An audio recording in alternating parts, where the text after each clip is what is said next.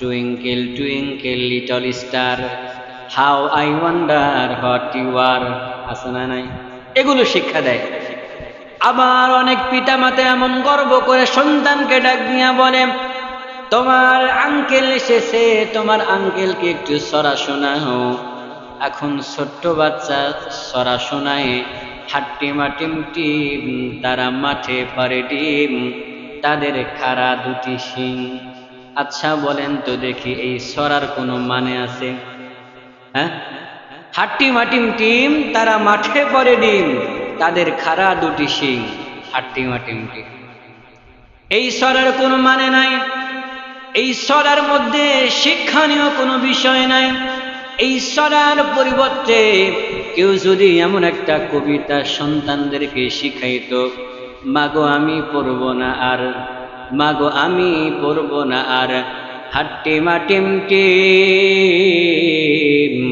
মাদ্রাসাতে পড়ব মাগো আলিফ লাম আর মিম। বিশ্বনবী সাল্লাল্লাহু আলাইহি ওয়াসাল্লাম বলেন, ইফতাহু আলা সিবয়ানিকুম আউয়ালা কালিমাতিন বিলা ইলাহা ইল্লাল্লাহ ওয়া লাকিনুহুম ইনদাল মাউতি লা ইলাহা ইল্লাল্লাহ।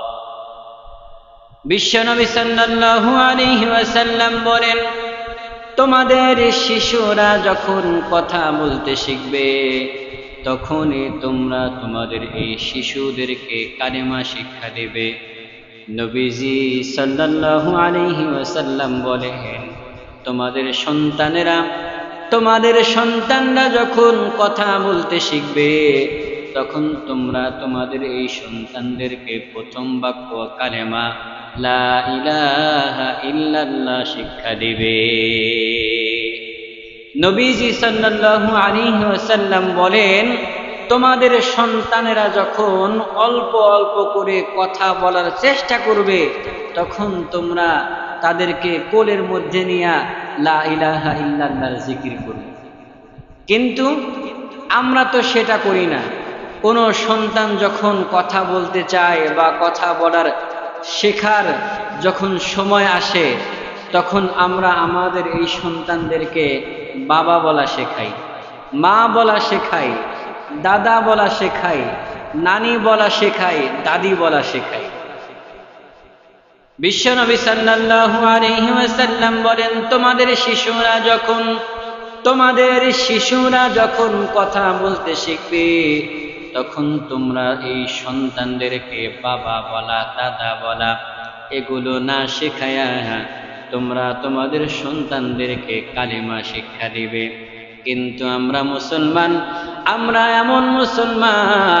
আমরা এমন পিতা মাতা, আমাদের এই সন্তানদেরকে কালেমা শিক্ষা দেওয়া তো দূরের কথা, আমরা আমাদের এই সন্তানদেরকে কোলের মধ্যে নিয়ে আজগবি কিছু সরা আছে, এগুলো সরা শিক্ষা দিই। কোন আত্মীয় বাড়িতে কেউ যদি যায়, আমরা খুব আগ্রহের সহিত, খুব বরত্ব আর বড়াই নিয়ে আমরা বলি যে, এই যে দেখেন আমার 4 বছরের মেয়ে, এই যে আমার 5 বছরের বাচ্চা, আমার এই বাচ্চাটা ইংরেজিতে অল বডি সব বলতে পারে, হাতের ইংরেজি বলতে পারে, পায়ের ইংরেজি বলতে পারে, চুলের ইংরেজি বলতে পারে, আবার অনেকগুলো সরাও মুখস্থ করছে। বলে কি সরা? মানুষ আগ্রহ করে বলে যে, তোমার আঙ্কেলকে, তোমার চাচাকে, তোমার অমুককে, তোমার ভাইকে একটু সরা শোনাও। Twinkle twinkle little star, how I wonder what you are, আছে না নাই? এগুলো শিক্ষা দেয়। আবার অনেক পিতামাতা এমন গর্ব করে সন্তানকে ডাক দিয়া বলে, তোমার আঙ্কেল এসেছে, তোমার আঙ্কেলকে একটু সরা শোনাও। এখন ছোট্ট বাচ্চা সরা শোনায়, হাট্টিমা টিম টিম, তারা মাঠে পারে ডিম, তাদের খাড়া দুটি শিং। আচ্ছা বলেন তো দেখি, এই সরার কোনো মানে আছে? হ্যাঁ, হাট্টিমা টিম টিম, তারা মাঠে পড়ে ডিম, তাদের খাড়া দুটি শিং। হাট্টিমা টিম টিম, এই সরার কোনো মানে নাই। এই সরার মধ্যে শিক্ষণীয় কোনো বিষয় নাই। এই সরার পরিবর্তে কেউ যদি এমন একটা কবিতা সন্তানদেরকে শিখাইতো, মাগো আমি পড়ব না আর, মাগো আমি পড়ব না আর, হাট্টি মাটিম টিম মাদ্রাসাতে পড়ব মাগো আলিফ লাম আর মিম। ঠিক কিনা? এই সূরার মানে আছে। বিশ্বনবী সাল্লাল্লাহু আলাইহি ওয়াসাল্লাম বলেন, ইফতাহু আলা সিবয়ানিকুম আওয়ালা কালিমাতিন বিলা ইলাহা ইল্লাল্লাহ। তোমাদের শিশুরা যখন কথা বলতে শিখবে তখনই তোমরা তোমাদের এই সন্তানদেরকে কালিমা শিক্ষা দিবে। আজকাল আমরা সন্তানদেরকে কোলের মধ্যে নেই, সন্তানদেরকে বুকের সাথে জড়ায় রাখি, ঠিক আছে। অনেক মা এমনও আছে সন্তানের কান্না নিবারণের জন্য আমরা মোবাইল দেই, গান বাজায় রাখি, টিকটক ছেড়ে রাখি। কোনোদিন সন্তানদেরকে আমরা কালেমা শিক্ষা দেই না। সন্তানদেরকে কোলের মধ্যে নিয়ে আমরা কখনো লা ইলাহা ইল্লাল্লাহ সুবহানাল্লাহ আলহামদুলিল্লাহ লা ইলাহা ইল্লাল্লাহর জিকির করি না। সন্তানদেরকে আমরা দুনিয়ার সব কিছু শিক্ষা দেই, বড়াই করে বলি আমার সন্তান ইংরেজিতে ওয়াল বলি সব বলতে পারে, ইংরেজিতে 4টা সূরা মুখস্থ করেছে, আবার বাংলাতে অনেকগুলো কবিতা মুখস্থ করেছে। ওই সন্তানকে যদি বলা হয়, আচ্ছা তোমার পিতা মাতা তোমাকে সব কিছু শিখিয়েছে, আচ্ছা বলো তো দেখি তুমি কালেমা পারো কিনা? 4-5 লাইনের কবিতা মুখস্থ করাইছে, অথচ 1 লাইনের একটা কালেমা মুখস্থ করাইনি। আমরা যদি আমাদের সন্তানদেরকে কালেমা শিক্ষা না দেই, আমরা যদি আমাদের সন্তানদেরকে কালেমা না পড়াই, তাহলে অবস্থা এমন হবে যে 60-65 বছর হয়ে যাবে, এরা কালেমা বলতে পারবে না। আমার অনেক মুসলমান বৃদ্ধ বাবাজিরা আছে, তাদেরকে যদি কালেমার কথা বলা হয়, এই কালেমাটা সুন্দর করে বলতে পারবে না, উচ্চারণ করতে পারবে না। এটার একমাত্র কারণ হলো এদের পিতা মাতা জীবনে কোনোদিন কালেমা শিক্ষা দেয় নাই।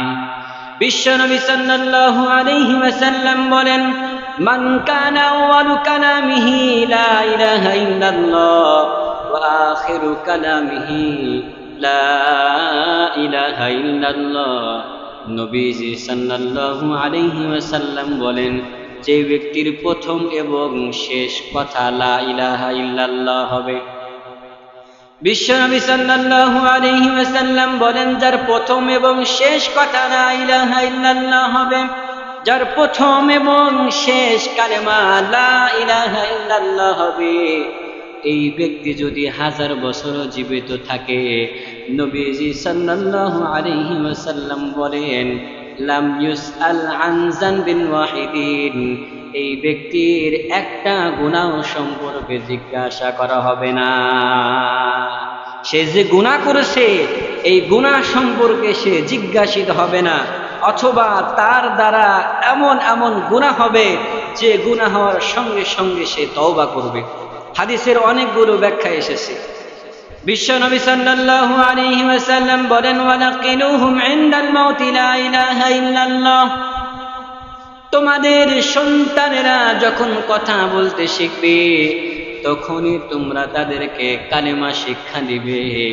ওয়ালাকিনুহুম ইনদাল মাউতি লা ইলাহা ইল্লাল্লাহ, এবং মৌতের সময় তোমরা কালেমার তালকিন করবে। মানুষের যখন সাকারাত চলে আসে, মরণের সময় যখন চলে আসে, তখন আমরা অনেক মানুষ তার আশেপাশে একত্রিত হই। আমরা অনেকে বলি, তুমি পড়ো লা ইলাহা ইল্লাল্লাহ, একটু জবান দিয়ে কালেমা পড়ো, কালেমা পড়ো। কালেমা পড়ার জন্য আমরা তাকে বাধ্য করি। নবীজি সাল্লাল্লাহু আলাইহি ওয়াসাল্লাম বলেন, কালেমার তালকিন করতে হবে। তার আশেপাশে আমরা যারা থাকবো আমরা কালেমা পড়ব, আমরা লা ইলাহা ইল্লাল্লাহর জিকির করব, কিন্তু কখনো ওই মৃত ব্যক্তিকে বা মৃত্যুর সাকারাত যার চলে এসেছে তাকে আমরা কালেমা পড়ার জন্য বাধ্য করব না। আমরা অনেকে বলি যে তুমি পড়ো লা ইলাহা ইল্লাল্লাহ পড়ো, লা ইলাহা ইল্লাল্লাহ পড়ো, কালেমা পড়ো। না, কালেমা পড়তে বাধ্য করা যাবে না। কারণ অনেক মানুষ আছে এমন মানুষ আছে দুনিয়ার জমিনে অনেক পাপ কাজ করেছে, খারাপ কাজ করেছে, মানুষের খাদ্যের মধ্যে ভেজাল দিয়েছে, মানুষকে ওজনে কম দিয়েছে। এমনও নজির পাওয়া গেছে তাকে কালেমার তালকিন করার জন্য বলা হয়েছে, কালেমা পড়তে তাকে বাধ্য করা হয়েছে। সে বলে ডাউল অমুক কেজি, চাউল অমুক কেজি, ভুসি অমুক কেজি। এমনও আছে শুধু সম্পদ আর পণ্যের হিসাব করেছেন, কারণ উদ্ঘাটন করে জানা গিয়েছে যে এই লোকটা ওজনে কম দিত, ব্যবসা মালের মধ্যে ভেজাল ঢুকাইত। এই জন্যে খবরদার খবরদার, আমাদের মধ্যে কারো যদি মৃত্যুর সাকারাত চলে আসে, আমরা তার আশেপাশে বসে আমরা কালেমার জিকির করব, কালেমার তালকিন করব, কিন্তু কখনো তাকে কালেমা পড়ার জন্য বাধ্য করব না।